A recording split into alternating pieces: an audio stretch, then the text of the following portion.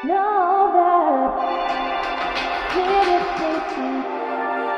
welcome to the Red Flags Talk Show. I'm your host, Abigail. So, if you're here from the last episode and I said that healing, like you really don't need to heal, but in other words, you do need to heal. Like, it all depends, like in my story, I was trauma bonding. So, when you trauma bond, it's like misery loves company. You're just trauma bonding because you have trauma. So you bond with the trauma and it's like a repeated cycle. And so when you have your wake up call, as I did, you finally realize I don't need to trauma bond anymore and I'm done and fed up with this relationship. I'm done with this marriage. And so you just begin to heal from God within. When you start praying and talking to God, you start healing from within and you realize all the things that you've been through in this marriage was because you tolerated it. You sat there and tolerated it. You sat there and tolerated that abuse. You sat there and tolerated the way he talked to you, the way he treated you. You just tolerated it. When you finally get your wake up call and you stop tolerating that man's mess, you begin to call on God. And you start praying and you're like, God, I need help. I need healing. You're praying for your spouse as well, as I was doing. I was praying for him to be healed, for him to be whole, for him to change. But like that does not happen overnight. It takes a miracle for a narcissist to change. As I was praying, I started to heal within the marriage. And finally, when I figured out that my husband was living in adultery, I ripped the bandage off. I said, I don't have to tolerate this man's mess anymore. So I'll move on with my life. I can either be single for the rest of my life or I can enter into a new relationship because he was living in adultery for 2 years, he claimed, for 2 years, or maybe even more. We don't know because they're pathological liars. So he had his cake and he was eating it too. When I finally ripped the bandage off, I finally was relieved. I hurt a little when I found out that my spouse was living in adultery. I did hurt, like I was heartbroken, but I couldn't keep a man. Like you can't keep a man that doesn't want to be kept. I couldn't keep him. No matter what you do, you cannot keep a man. Having babies with him won't keep him. Sleeping with him won't keep him. Cooking his favorite dinners won't keep him. Nothing won't keep him. I couldn't keep my husband, so I had to let him go. And that's how I healed. And on top of that, anyways, he wasn't a good provider. He didn't support me in any kind of way. So I healed. I had confidence in God and confidence in myself. And this is another thing. You need to start building up your confidence. If you don't have confidence, you will tolerate mess from anybody and anyone. You would just allow people to bully you because you don't have that confidence. You do have like a low self-esteem and you're insecure. You need to let that go and allow God to enter your life and speak life into yourself. You're valuable. You're worth it. You don't need to tolerate mess from people. I had a lot of confidence. I was always a confident person. I wasn't insecure, however, I was naive. So there's a big difference. When you're naive, you're just delusional, basically. You're living in delusional land. If you're delusional, it's your time to wake up from that delusion. That's how you begin to heal from past trauma, hurt from the past, hurt from whomever. That's how you begin to heal. You start talking to God. First things first, you start talking to God and build a relationship with God. One thing I didn't do in my last marriage, I didn't set boundaries. So if you don't set boundaries, people are just going to walk all over you. If you don't set boundaries, they will take advantage of you if you don't set boundaries. And that's how you begin to tolerate mess. That's how you begin to trauma bond. Please start setting boundaries, like right now. And then you can begin to have a relationship with someone. If they don't like your boundaries, then they don't respect you. They don't like you. In all honesty, set your boundaries. I wish I would have set boundaries before, but you live and you learn. I was young, I was a teen. When I met my current husband, I set boundaries. And we both agreed. If two partners agree, then they can walk together. If they don't agree, then how can they walk together? So when you start boosting your self-esteem, you begin to see things more clear, more better. You set your boundaries. Now you have confidence. Now your self-esteem is going up. And once you let go of the trauma and aren't trauma bonding anymore, then you can get into a new relationship. When I began my relationship with my current husband, I couldn't trust him. Like, I had trust issues. That was because of the past. I was very paranoid, I guess you can say. But you begin to trust someone. You have to trust someone more than you can love them. Because you can love anyone, but trust is way more valuable than loving. Because you can trust your mother, but say if your dad is an alcoholic, drug addict, you're going to love him, but you can't trust him. So it's a big difference. So I had love for my husband, of course.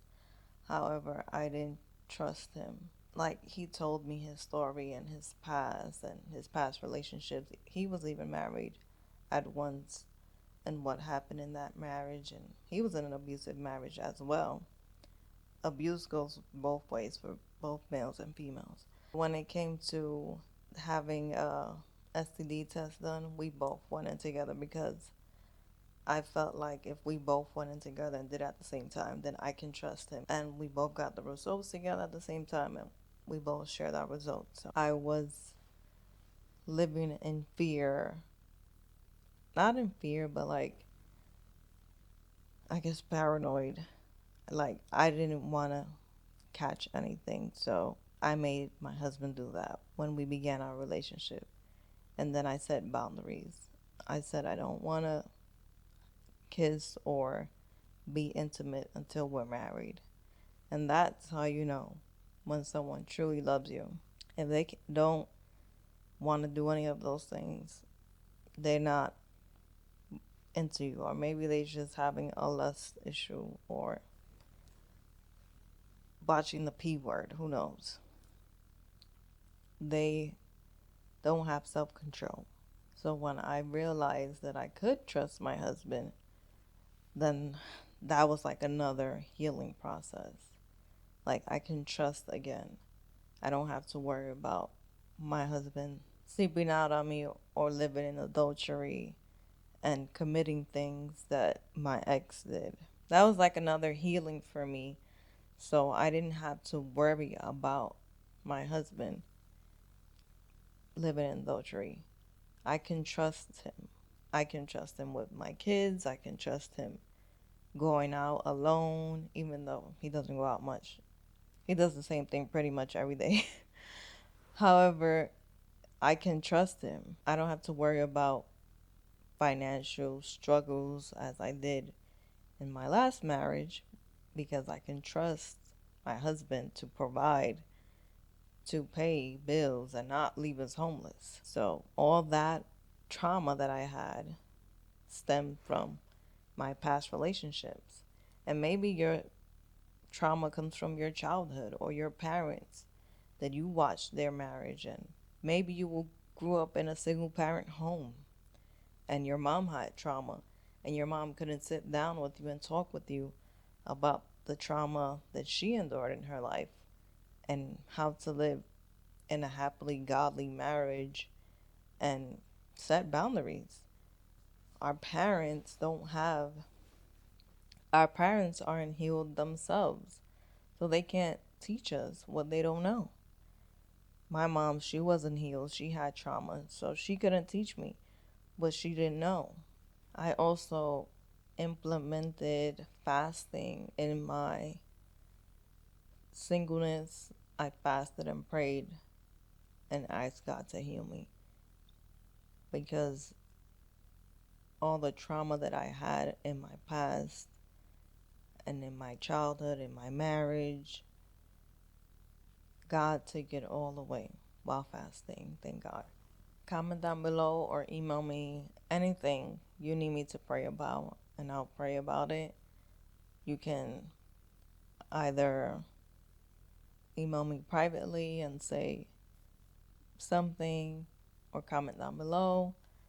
We're here for one another. We're here so that we can learn. We're here so that we can build each other up as women. We're not supposed to tear each other down. We're supposed to build each other up. When I was in my healing process, I also began to read books. I was reading books before. However, I didn't join a women's book club. And when I joined this women's book club, I had so much in common with these women that I wouldn't think that they would understand my situation of my husband being unfaithful, living in adultery, and etc. So when I joined the book club, they introduced me to this book, Forgiving What You Can't Forget by Lysa TerKeurst. I don't want to say her name wrong, but by Lysa. So I began to read this book with these ladies, and when we began to read, we would take notes and highlight what caught our attention. Lysa, she has been through infidelity as well. However, Lysa did take back her husband when he cheated and she forgave him. However, she couldn't forget what he did to her, the betrayal, what he did to her family. And I was like, Lysa, I guess she's bold. I guess she's someone that can handle her husband and living through this.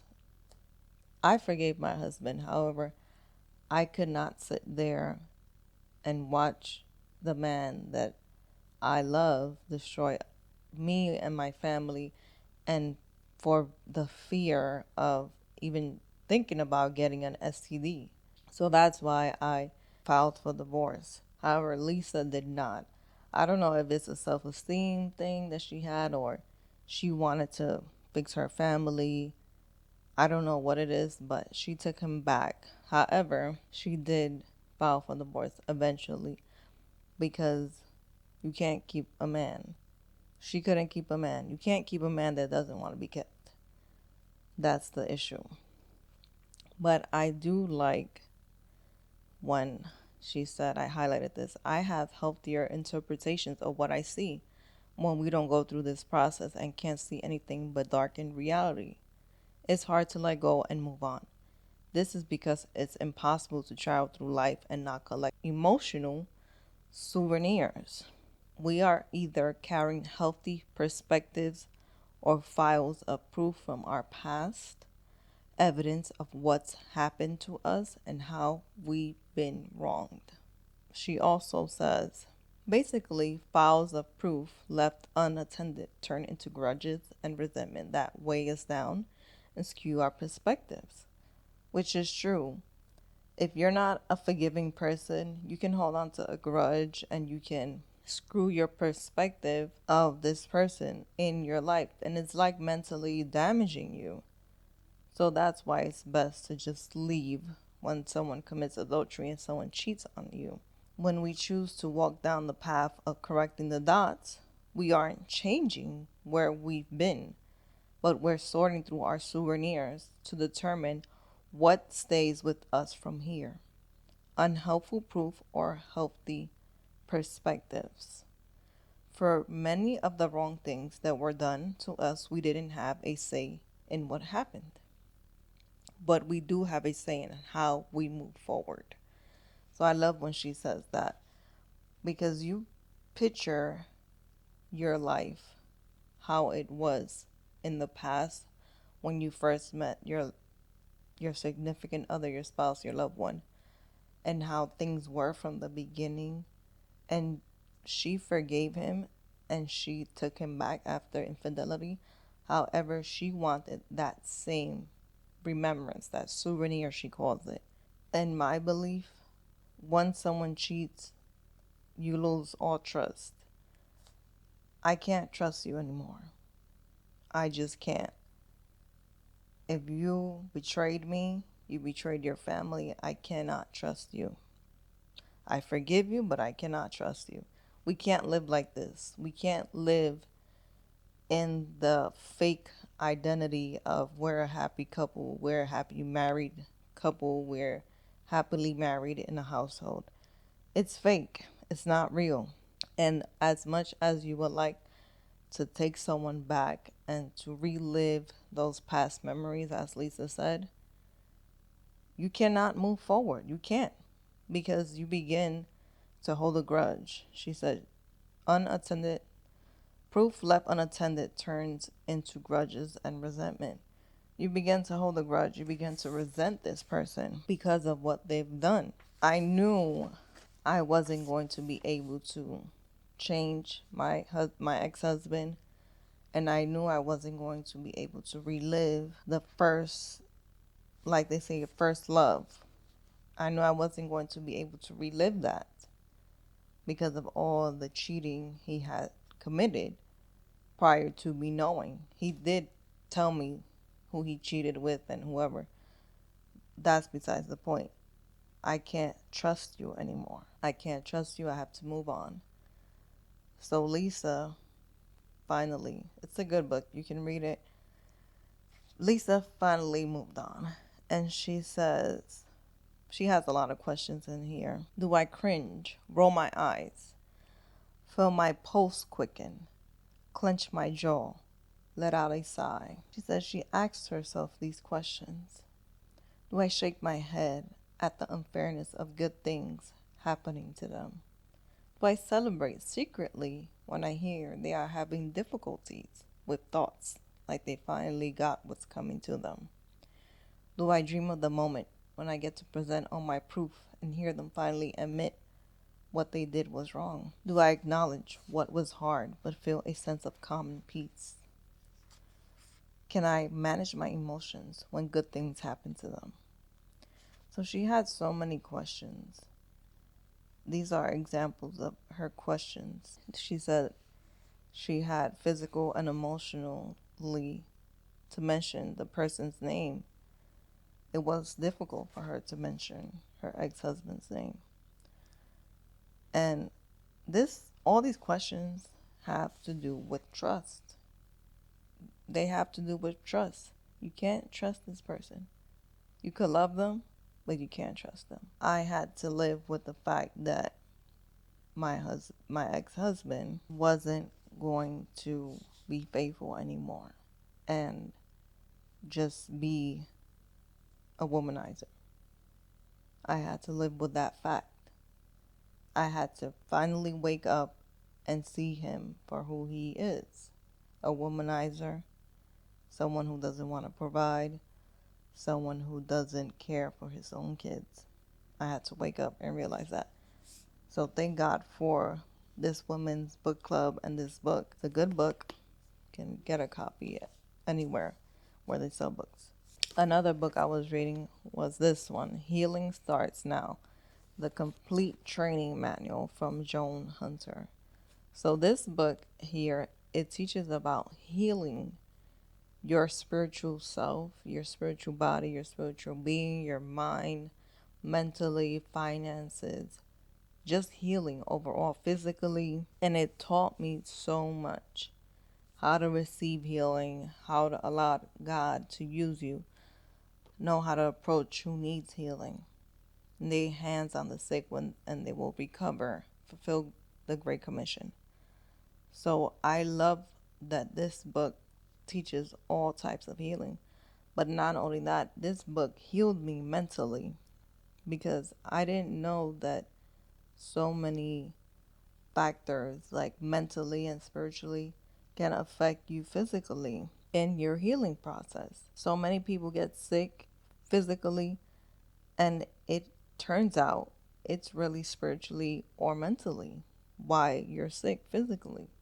So I learned so much from this. And when she talks about finances, that like tremendously helped me out. I was like, wow, this is how I've seen my whole marriage was through finances. We couldn't agree on anything in finances because my ex had a narcotic problem.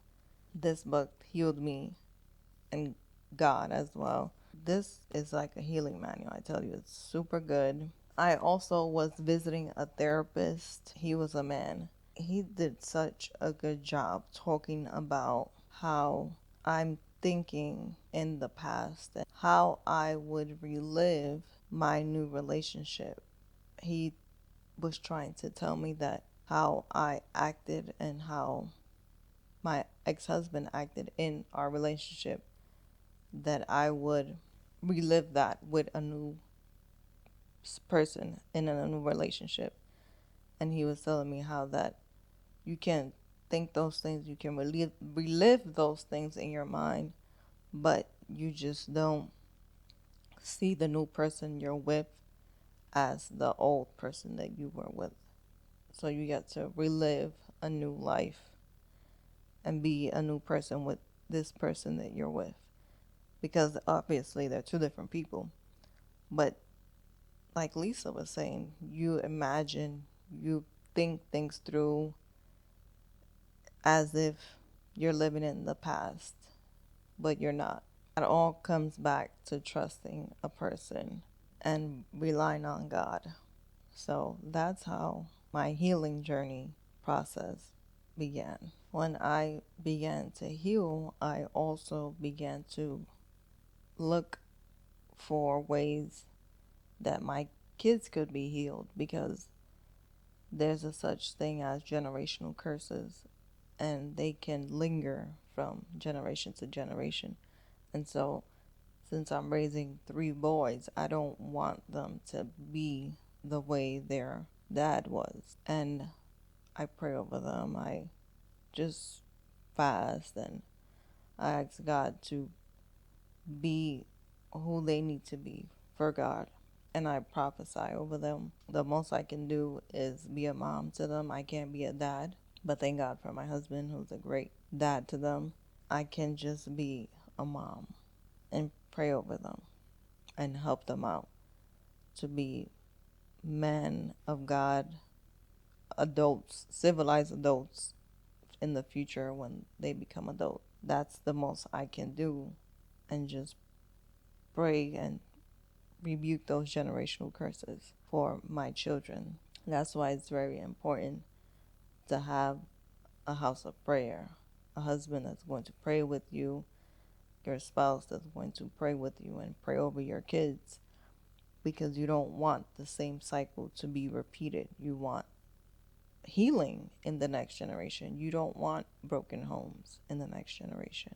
So, dealing with narcissists and their families. When I became homeless, I had nowhere else to go until I was able to move into my own apartment like a month or two later from when I got evicted. I had to move in with my ex-mother-in-law. And the only reason why I did that was because I didn't want to spend extra money on staying in hotels or an Airbnb, just so I can save money and move into another apartment. So I moved in with her for like a month and a half, I think.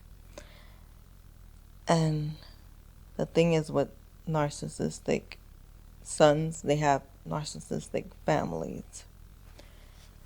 The mother never apologized. She never said she was sorry. No sympathy whatsoever for what her son did to me and her 3 grandkids. Never apologized, never said she was sorry. She didn't even ask me if I needed a place to stay. She never contacted me. My ex had to beg her for us to stay there, which is sad, unfortunately, because she has 3 grandsons. For the sake of the 3 grandsons, she let us stay there. Sometimes this is like so hard to describe because you have to like relive it when you're talking about it again. So it would just be like little nitpicks. She would say that we're touching her stuff. She didn't want no one to use her pots and pans, her dishes, her plates, nothing, you name it. I had no reason to because I already packed all my stuff and I had my stuff in boxes in her home. I was using my own stuff. I had my own pots and pans, my own plates. So it was just the little nitpicky things. The little things always nitpicking. And I'm just a patient person. And I'm like, okay, praying to God, asking God to give me patience, peace, comfort in this time of waiting for me to get my next apartment. Because you just don't find an apartment right away in 123. If I could, I would have never moved in with her. However, stood there for a little bit and we were always out. We were never there. I was always either working, taking the kids to school, picking them up. Never was even there, only to like lay my head and sleep. That's about it. Me and the kids, we were always out. My ex, he was staying there as well, which I found was weird. It was so weird that he was staying there because he was living with the mistress while we were in our eviction process. And so when I moved in with his mother, he was staying there too. And mind you, we were staying in the living room because she only has a 1-bedroom apartment. So we were all packed up in the living room. Just imagine a family of 5 in the living room. Him, I don't know what he was doing. I guess he wasn't working. But him knowing that I have to drop the kids off at school, pick them up, and go to work, he never bothered to drop them off or pick them up. Not once. His own kids. Because narcissists don't care about their kids, they only care about themselves. When I finally moved out, he wasn't there, thank God. She kicked him out because they had a fight. This is another thing too with narcissist families. They fight a lot. They curse each other out, mother and son. They curse each other out, they fight. They call on each other the B word, the F word, this and that, you name it. That, you don't want your kids around that. And so she kicked them out because they got into an argument or whatever it was. They had a disagreement. She called the cops. I don't know. I just know that she kicked them out. And when I moved on, I had no contact with him. He didn't bother to call me, text me, to see if his kids were alive or well or eating. Nothing. He never apologized for his adultery.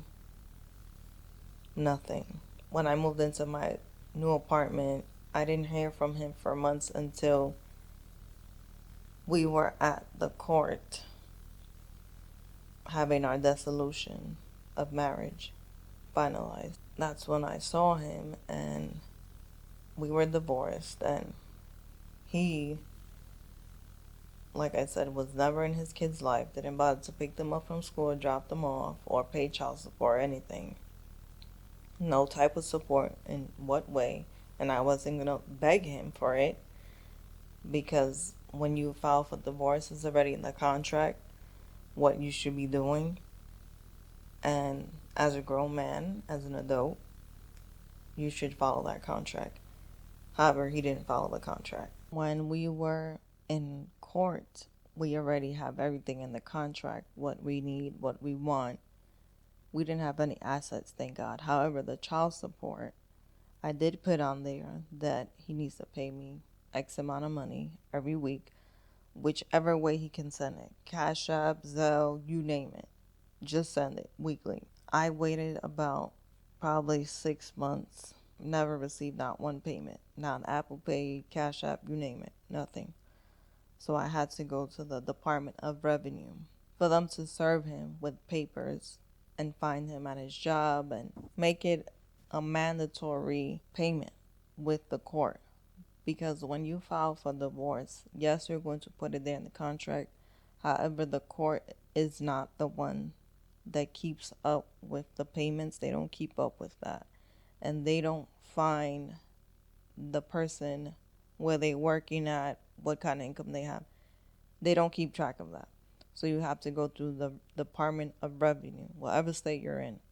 Since I'm in Florida, I had to go to the Florida Department of Revenue and file a complaint there for missed payments. And then they look into our divorce contract.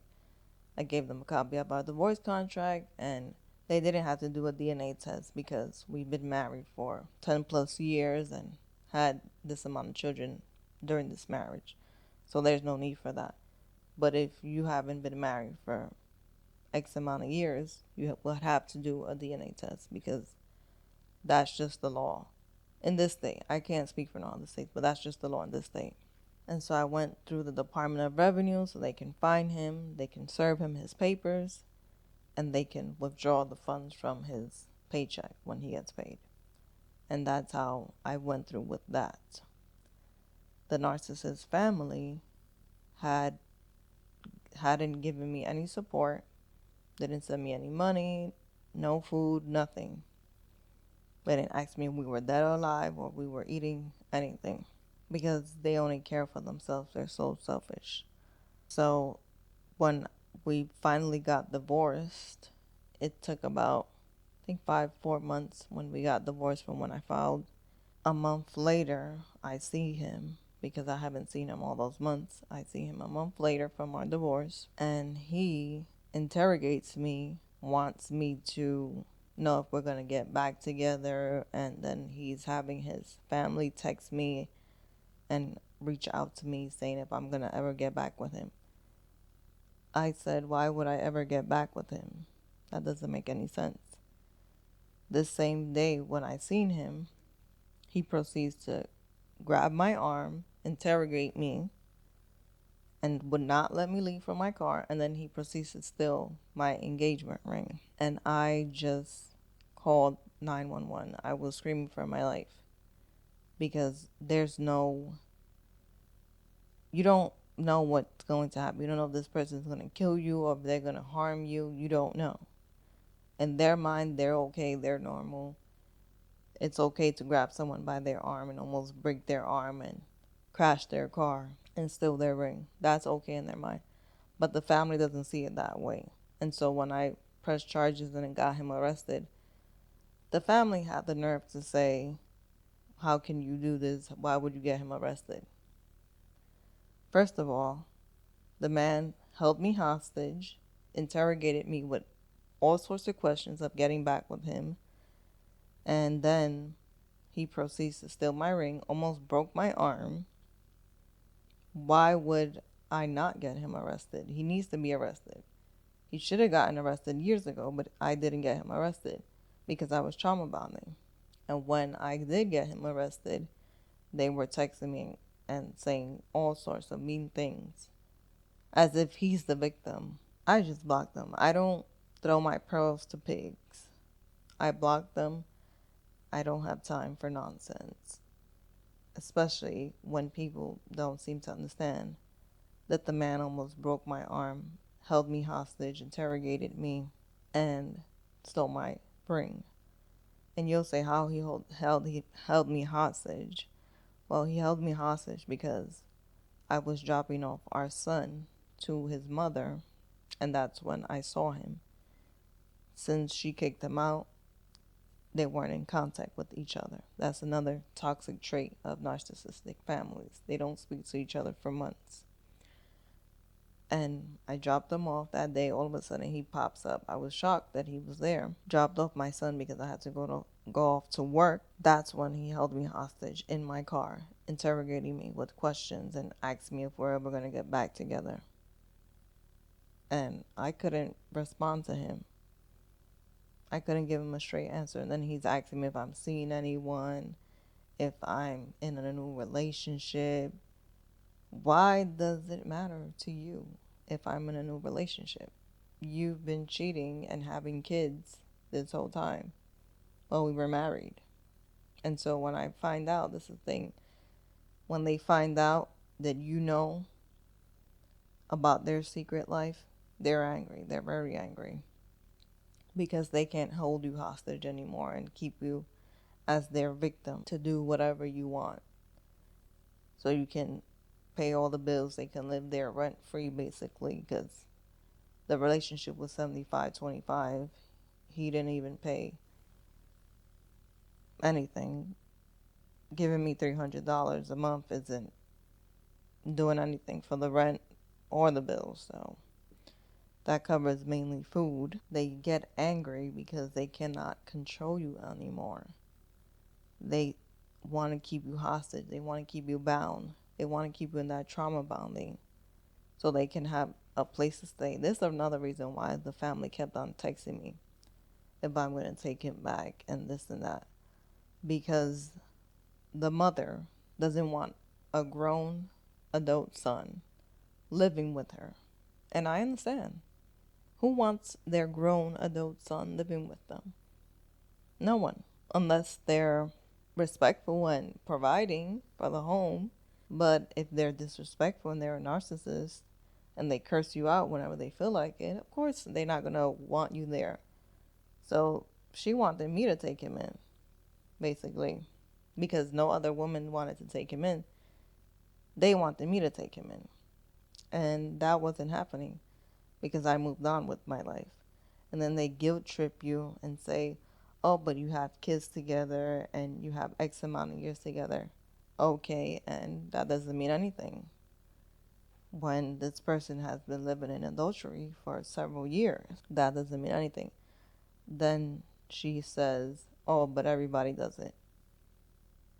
So because everybody does it and that's normalized, I'm supposed to allow that and tolerate that? No, absolutely not. So I moved on with my life. When I got him arrested from his assault, he still wanted to interrogate me and harass me. He had the nerve to show up at my home. This is how narcissists work. They don't care about who, what, where, what you do. He had the nerve to show up to my home claiming that he wanted to see his 3 kids. When I wasn't here, he did that because my oldest son, he's older, he came out and saw his dad with his 2 siblings. I have it all on camera because I have cameras all over the front of the house. So I went to court because he was on a probation for a domestic violence case. The probation and the court papers state that he's supposed to be 500 feet away from me, my home, my car, wherever I'm at. If we're in the mall together, he has to stay 500 feet away. If we're in an environment, he has to stay 500 feet away. He had the nerve to come to a church that I was visiting at as well, claiming that he wanted to see his kids, when it wasn't even his visiting day. And I called the police. The police said that he needs a restraining order because the court documents aren't enough. So he needs a restraining order. So I filed for a restraining order. They had me do a runaround because there's 2 different counties. I had to file one in one county, file one in the other county. And when you file a restraining order, you have to see this person there at the court as well and explain to them why you not feeling safe, you don't feel comfortable around this person. Just tell your side of the story. They need proof. I didn't have the proof from the court at this time that stating that he was supposed to stay 500 feet away from me in my home. But I did submit the videos into the caseworker that I had for the domestic violence probation. So it's a lot dealing with a narcissist and their families, because in their mind, they're the victims. You're just a nobody. They can use, they can abuse, and use you till you're dry until you have no life in you. They treat you like a rag doll. All that happened to me. All that happened. And it's because I tolerated that man for so long and his family.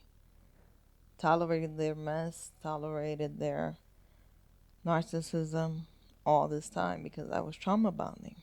I will move on to the next topic. God sending your type. And so when I was finally over my ex-husband, I began a relationship with a man of God that God showed me he was my husband in a dream. As a lot of people like to say, I want to know the Ciara's prayer. Well, the Ciara's prayer is delighting in God and he'll give you the desires of your heart. That's the Ciara's prayer. So when you delight in God, he gives you the desires of your heart. And I wasn't praying to God for a husband because also the word of God says, he who finds a wife finds a good thing. I wasn't praying to God for a husband because I was single. I was heartbroken. I didn't see myself getting into another relationship with someone at all. I didn't know how to trust someone. I just couldn't see myself trusting someone again. When I began to heal, I just put my faith and trust in God that he will help me to be the best wife that I could be to my husband that I have now. I noted down some notes. So when you begin to heal, you're ready to start dating, you make sure you grab a journal. When you grab a journal, you're going to jot down everything you want in a spouse, because God is going to send you your type. You're going to write down the way your spouse looks, the career they have, their credit score. He has to love God more than he loves you. His relationship with his parents and siblings. How you want him to treat you. His height, his weight, his skin complexion. Bills on auto pay. He can be a provider. No struggle life. Every time you write something down, you pray over it and you choose a scripture. That's what I have here in my notes. So that's exactly what you need to do for God to send you your type. Get a journal and jot everything down. So before, I used to journal a lot, and I always told God, I don't want to struggle anymore. I want to have my bills on auto pay. I don't want to live in an apartment for the rest of my life. I want to live in a home, a house. I told them exactly how I wanted the house and how many bedrooms, how many baths. I was always giving God my specifics in my journal. And so when I was writing all that down, like I said, I wasn't looking for a husband. I wasn't looking for a spouse. I was just looking for those things for me, but not knowing God had a husband in mind for me with all those qualities. No struggle life, bills on auto pay, good credit score. I was trying to fix up my credit score and buy a home. However, when I met my now husband, he already had all those qualities. He already had a home. He already had a good credit score, a good career. So God had me in mind when I was journaling all those things because I wanted a better life for my kids and myself. So I jotted all those things down and kept on writing and asking God. And this was years back. It was years I've been journaling these things. And so when I met my husband, he already had a home. He already had a good credit score. He already had a good career. He had basically no struggle life. You get everything your heart desires. When I met my spouse, he was exactly my type. Tall, dark skinned, very attractive. And I was like, wow, God really knows my heart. God really knows me. And he hooked us up like automatically. God hooked us up. I was sharing the gospel all by myself in New York City, in here in Florida, whatever, you name it. I met him because God told me to join an evangelism group. I didn't know God was setting me up with my husband at this time because I wasn't prepared to be married to him. I wasn't prepared to be in a relationship with him. But my husband, I didn't know it at the time. He told me he was praying and fasting 10 years, praying and fasting 10 years, and praying for 13 years for a wife. When I first met him, I didn't know he was single. I saw him by himself, but I figured maybe his wife is home taking care of the kids. She's not feeling well, whatever. She's not here today. But we evangelized together as someone prophesied to him, you're going to meet your wife, sharing the gospel side by side. So when I met him, that's exactly how it happened. We were sharing the gospel side by side with each other. So my husband told me he was single for X amount of years. I was like, wow, I've heard someone waiting 18 years for a wife. And he said, don't put that curse on me. So that's how we met. We met sharing the gospel side by side, just how it was prophesied. However, I wasn't interested in him at this time. I was doing my own thing, taking care of my kids, trying to work, keep a roof over my head. So one day we were having our discussion with the group, and we said, let's get our birthdays all together. Let's get the group birthdays. Now we have like a small group of 30 plus people that show up every week to share the gospel with us. Because before it was just like 5 or 8 people, just like a handful. So we get together with about 30 people. Not every week, but whoever shows up, shows up. So we got everyone's birthdays. And then he said that date, which was my birthday, he said I'll celebrate it for the rest of my life, which is February 8th. I said, okay. And he told me I would never forget that date. I said, okay. I was just not surprised or anything. I was just like, okay. I didn't understand why he was so happy about that day, so excited about that day. And later on, I came to find out he was in a difficult marriage. It lasted about 10 years.